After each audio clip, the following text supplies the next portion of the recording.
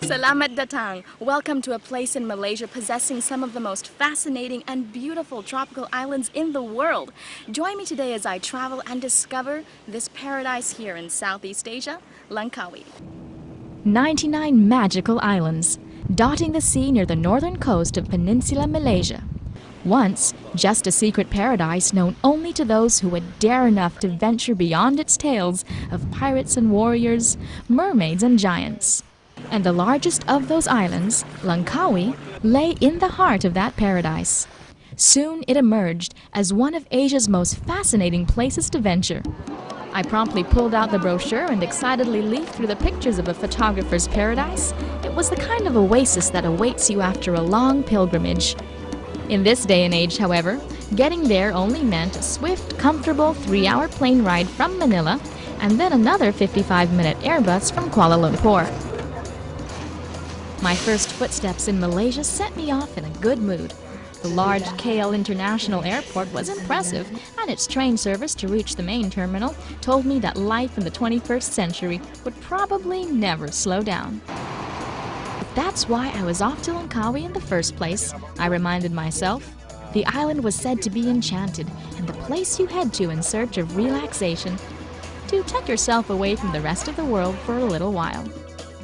Well, if the postcards didn't do it justice, then I hope that my own digicam and journals recording my personal memories would. Traveling alone means I'm always having to figure out the public commute. My choice of transportation is always the local buses or pedicabs, though not so much for the safety or comfort factor as the adventure itself. However, Langkawi has no buses to tour the island. Instead, rental cars or taxis are the way to roll. The flight to Langkawi from KL only takes about an hour. We're already here and it was pouring rain, but we're going to hope the sun comes out because the beach is very near. And now we're going to find a car rental and see if we can get a hotel. Can I change Philippine pesos? Hope the rates here are good. Thank you. Malaysian After a ringgit. quick stop at the money changer, it's off to check into a hotel. I'm hoping the rain subsides and the skies clear, because I'm here for an excursion that will not be dampened by anything. And nature works itself out wonderfully as the clouds roll away and the sun comes back, shining its reflection off sparkling waters, inviting me to enjoy this taste of paradise. My first taste of ethnic Malaysia is the Pelangi Beach Resort, made in the style of a traditional Malaysian village. Facing the beach is its 30-acre landscape, which requires a buggy to get me to my bungalow.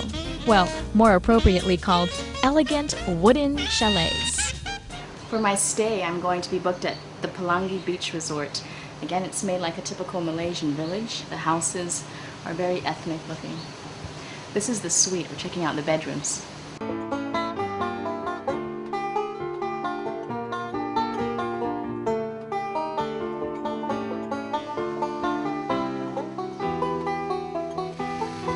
My guide recommends I take in the 100% relaxation spirit which Langkawi has to offer, and that is exactly what I intend to do. But I'm a simple girl really, and a barefoot stroll by the fine white sands on this striking beach is just what I need to begin it. One of the first things to do on the tour guide itinerary is to visit the place where they brew the local medicine. As the rest of the world becomes increasingly interested in traditional Asian medicine, we see that it is produced from some of the most natural and available commodities. Here in Langkawi, for example, fishermen have been harvesting and processing sea cucumbers. This folk remedy, called gamat, makes a sort of healing balm. For over half a century, Malays have used this oil to treat everything from cuts and bleeding sores to ulcers and kidney problems.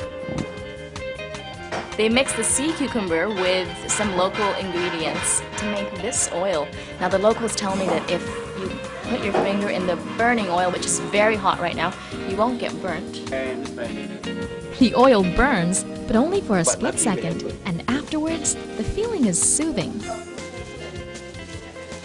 Equally interesting is the tongkat ali root. It comes from a tree found in Malaysia, Thailand, and Indonesia. a peculiar medicinal drink which my tour guide persuades me to have a sip of, claiming that it boosts energy levels. And it is only after further inquiry that I find out Tongkat Ali's real job is to increase levels of hormone testosterone and was dubbed the Asian Viagra in a May 1999 report in the New Sunday Times. I read body language. The locals call Langkawi the Islands of Legends, and with good reason. The place is framed in beauty, with each mountain peak and body of water whispering a story. But the one that is responsible for Langkawi's recent prosperity is the legend of the beautiful maiden, Mussoorie. According to the legend, there was no one as beautiful as Mussoorie in the whole island. Poets wrote that her face glowed with the shimmering radiance of the full moon. This is supposedly the well that Mussoorie's beauty came from. She bathed in it when she was a baby. And the locals say that if you wash your face with the water here, you become beautiful. I just might try my luck today and see what happens tomorrow. Cold spring water. And I do need a good face washing after traipsing the city. What do you think? With Mussoorie's beauty came those who are insanely jealous. According to the story, she was falsely accused of adultery. During her execution, her body bled white blood as a sign of her innocence. Before she died, she cursed the island for 7 generations and said that only when these generations were over would the island again be blessed. Curiously enough, Langkawi lacked development until 1980, when Aisha Nawawi, a direct descendant of Mussoorie and the 8th generation, was born. Mussoorie's tomb lies here, and with it, the inscription of her prophecy.